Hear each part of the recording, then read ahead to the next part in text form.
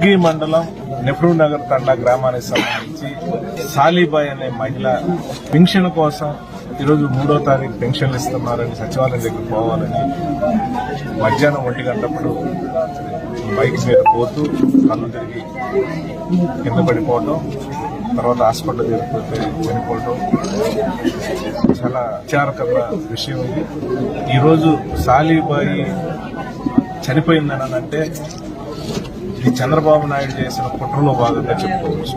ఎందుకంటే 5 సంవత్సరాల నుంచి కూడా 1వ తారీఖు వచ్చిందంటే సాలీబాయి లాంటి పెద్దవాళ్ళు ఉన్నారు, వికలాంగులు ఉన్నారు, వితంతువులు ఉన్నారు, వీళ్ళందరికీ కూడా వాలంటీరు ఉదయాన్నే ఇంటి దగ్గరికి పోయి 5 గంటలకల్లా తలుపు తట్టి పెన్షన్ ఇస్తే వాళ్ళు చాలా ఆనందంగా వాళ్ళ అవసరాల కోసం, వాళ్ళ ఆరోగ్యపరంగా హాస్పిటల్ నుంచి మందులుగా తెచ్చుకోవడానికి కానీ చిన్న అవసరాల కోసం వాళ్ళు ఉపయోగించుకునే పరిస్థితి పెన్షన్ డబ్బులతో.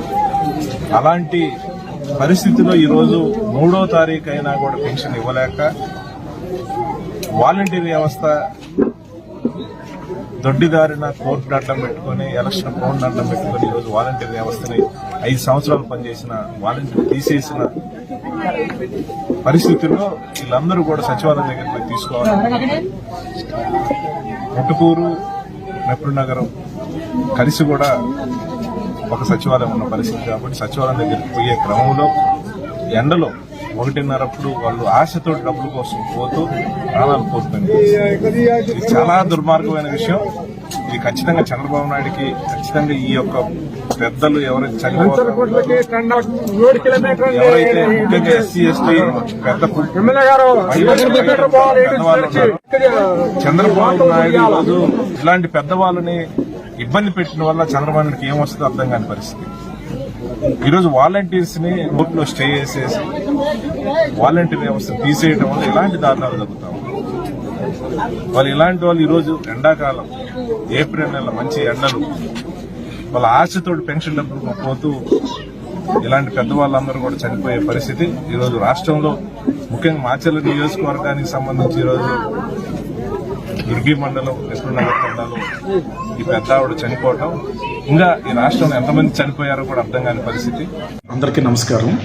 ఈరోజు కొన్ని సామాజిక మాధ్యమాల్లో, సోషల్ మీడియా గ్రూప్స్లో దుర్గి మండలంలో నెహ్రూ నగర్ తండాకు సంబంధించిన రామావతి సాలీబాయి అనే ఆవిడ పెన్షన్ కోసం వెళుతూ దారిలో పడి చనిపోయిందని చెప్పి కొన్ని మాధ్యమాల్లో వైరల్ అవుతున్న విషయం మీకు అందరికీ కొన్ని చోట్ల గమనించడం జరిగింది. ఇది ఎంపీడీఓగా దుర్గి మండలం ద్వారా పూర్తి స్థాయిలో ఎంక్వైరీ చేశాము. ఈ నెహ్రూ నగర్ తండాకు సంబంధించిన రామావతి సాలీబాయి ఆవిడకి 2 రోజుల నుంచి గత 2 రోజులుగా కూడా తనకు ఆరోగ్యం సరిగ్గా లేకపోవటం వల్ల అక్కడే గ్రామంలోనే ఉంది.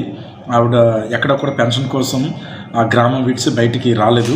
ఎందుకంటే నిన్నే మనం ఎంపీడీఓస్ ద్వారా, పంచాయత్ సెక్రటరీస్ ద్వారా అందరికీ కూడా పల్నాడు జిల్లాకు సంబంధించి అందరికీ కూడా సమాచారం అందించడం జరిగింది.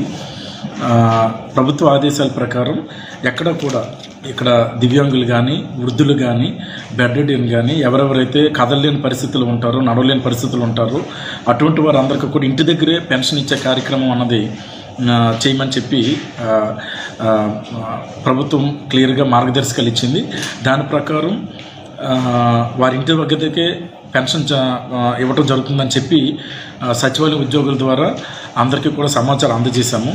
ఏదైతే ఈరోజు సోషల్ మీడియాలో కానీ, వివిధ వార్తా సంబంధించిన వాట్సాప్ గ్రూపులు కానీ వీటిలన్నింటిలో కూడా ఏదైతే న్యూస్ వస్తుందో అది పూర్తిగా అవాస్తవం. నెహ్రూ నగర్ తండాకు చెందిన రామావతి సాలీబాయి అన్నావిడ ఆరోగ్యం బాగోకపోవటం వల్ల సహజ మరణం పొందింది తప్ప పెన్షన్ కోసం వచ్చే దారిలో పడిపోయి చనిపోయింది అన్నది పూర్తిగా అవాస్తవం. ఇది ఎంపీడీఓ దుర్గి ధృవీకరించారు. సో ఈ